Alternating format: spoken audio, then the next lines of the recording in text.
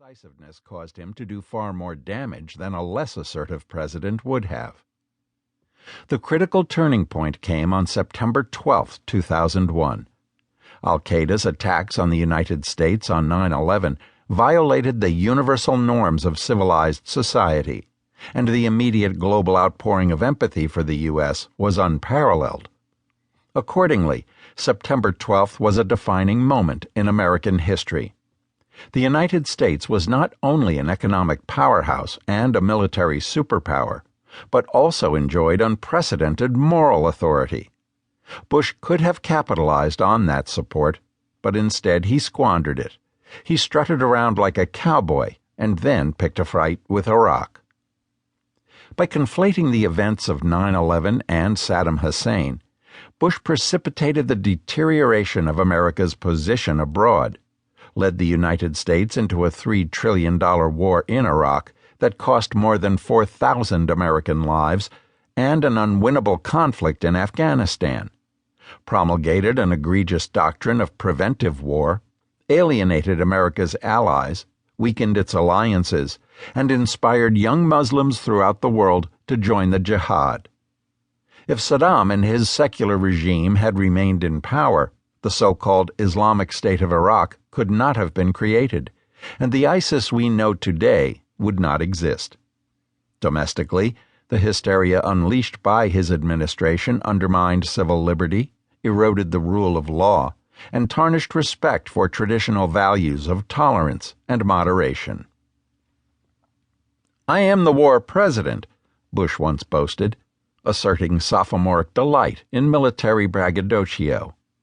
Neither Dwight Eisenhower nor Harry Truman would have called themselves the war president, even though a nuclear war between the United States and the Soviet Union could, at any moment, have taken 150 million lives in a few hours. George W. Bush had lived in his father's shadow all of his life, at Andover and Yale, in the oil business, and in politics. To crush Saddam Hussein, which George Herbert Walker Bush had declined to do, would afford him the rare opportunity to succeed where his father had failed. George W. Bush's legacy was a nation impoverished by debt, besieged by doubt, struggling with the after-effects of the worst recession since the Great Depression, and deeply engaged in military conflicts of our own choosing. His tin ear for traditional conservative values, his sanctimonious religiosity, his support for Guantanamo, CIA renditions, and government snooping have eroded public trust in the United States at home and abroad. For 8 years, Bush made the decisions that put the United States on a collision course with reality.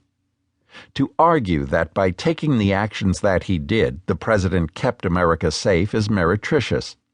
The type of post hoc ergo propter hoc analysis that could justify any action, regardless of its impropriety.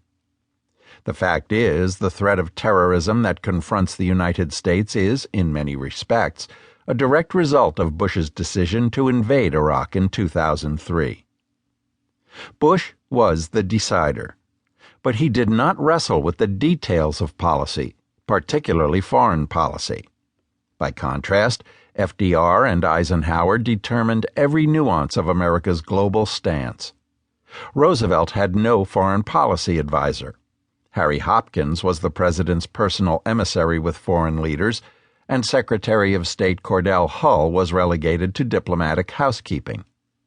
Under Eisenhower, the director of the NSC staff was merely an assistant to the president, not the national security advisor, and Ike always kept Secretary of State John Foster Dulles on a short leash.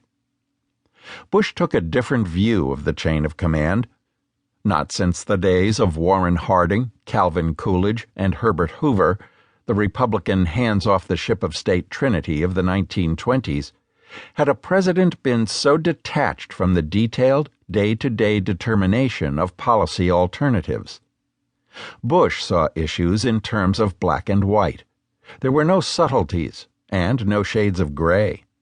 The war in Iraq was a biblical struggle of good versus evil, something from the pages of the Book of Revelation. His decision to bring democracy to Iraq was equally arbitrary and